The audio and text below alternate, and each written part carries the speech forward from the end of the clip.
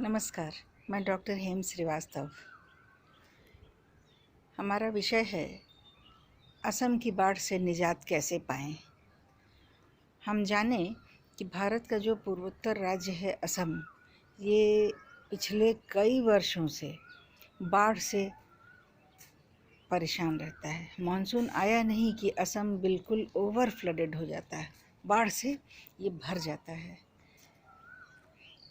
इसकी ब्रह्मपुत्र नदी तो बहुत ज़बरदस्त बाढ़ लाती है और असम के कई ज़िलों को लगभग डुबा देती है। यहाँ तक कि विश्व प्रसिद्ध काजीरंगा नेशनल पार्क भी बाढ़ के चपेट में आ जाता है।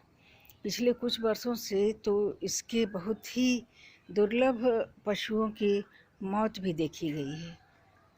यद्यपि कि यह थोड़ी ऊंचाई पर है,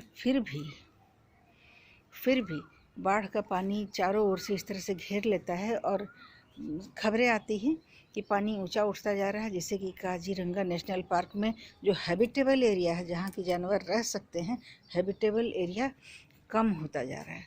कम होने के कारण चारों तरफ से जानवरों का पलायन होकर के एक ऊंचे क्षेत्र में जमा होना शुरू हो जाता है और वो अंत में वो ऊंचा क्षेत्र भी बाढ़ की ही चपेट में आने लगता है। तो जानवरों के लिए फिर जगह नहीं बचती है और बहुत सारे दुर्लभ जानवर मारे जाते हैं। तो असम को बाढ़ से बचाने के लिए एक मिशन की जानकारी सामने आई है। मिशन ब्रह्मपुत्र नदी को यदि बाढ़ से संभाल लिया जाए, यदि बाढ़ से बचाया जाए, तो शायद असम का जीवन फिर से बदल जाए। असम का पूरा जनजीवन बाधित हो जाता है मानसून आने पर। आखिर ऐसा क्यों है? असम देखिए, पूर्वोत्तर के जितने राज्य में हैं, उनमें सबसे कम ऊंचाई पर असम है लगभग।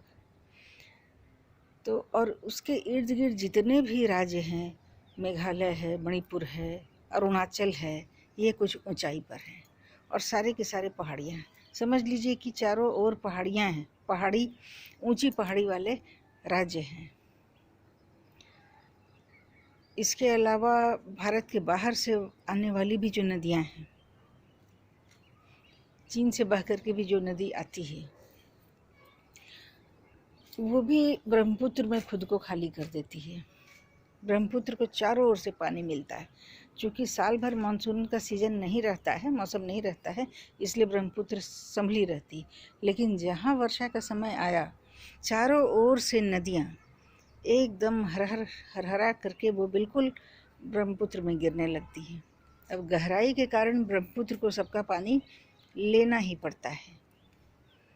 ब्रह्मपुत्र को ये पानी लेना ही पड़ता है और वो बड़ी आसानी से ओवर फ्लडेड हो जाती है। यदि वायुयान से या ये सैटेलाइट पिक्चर से ब्रह्मपुत्र को मानसून में देखा जाए तो बिल्कुल लगेगा कि जल प्रलय आ गया है। तो ऐसे जल प्रलय को और ऐसी बाढ़ को असम प्रतिवर्ष झेल रहा है। तो अब ब्रह्मपुत्र के लिए बड़ी कार्य योजना बनाने की बात सुनी जा रही है। अगर जब तक बहुत बड़ी कार्य योजना नहीं बनेगी, तब तक ब्रह्मपुत्र की समस्या का निराकरण मुश्किल है और असम को बाढ़ से बचाने का भी उपाय कठिन होगा। तो इसके चारों ओर जितने स्टेट्स हैं, सभी नदियों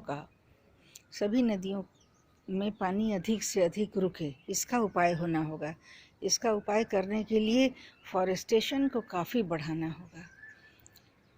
नदियों के किनारे कई किलोमीटर तक अगर जंगल ना भरे हों, या जितना भी उसका कैचमेंट एरिया है, जितना भी बेसिन है, अगर उसमें वेजिटेशन, पेड़ पौधे या फिर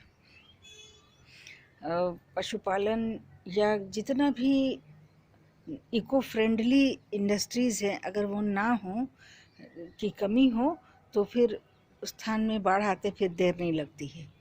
तो उसका जितना भी कैचमेंट एरिया है, बहुत लंबा चौड़ा है ब्रह्मपुत्र का और उसकी सहायक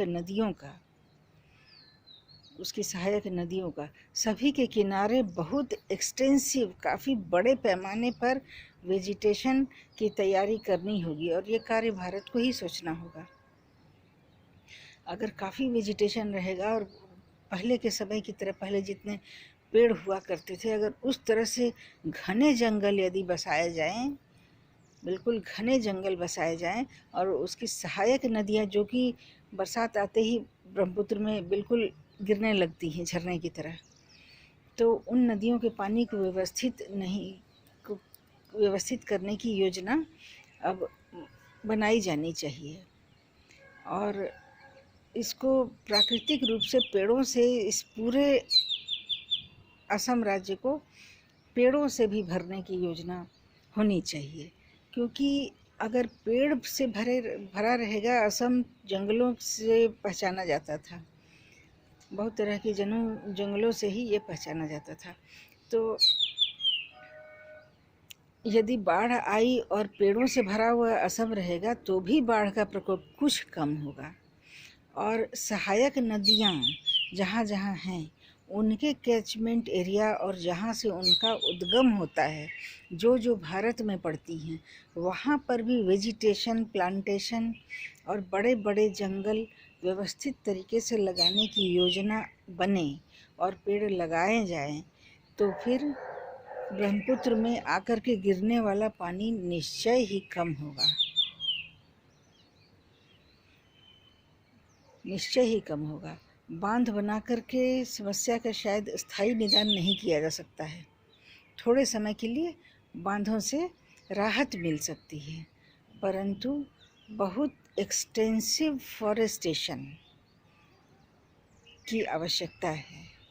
इससे बाढ़ संभलेगी। उसकी सहायक नदियों पर भी काम होना चाहिए और स्वयं ब्रह्मपुत्र की कैचमेंट एरिया और बेसिन में, घाटियों में भी इस योजना को अमल में लाना चाहिए। हमें आपके सुझावों का इंतज़ार रहेगा।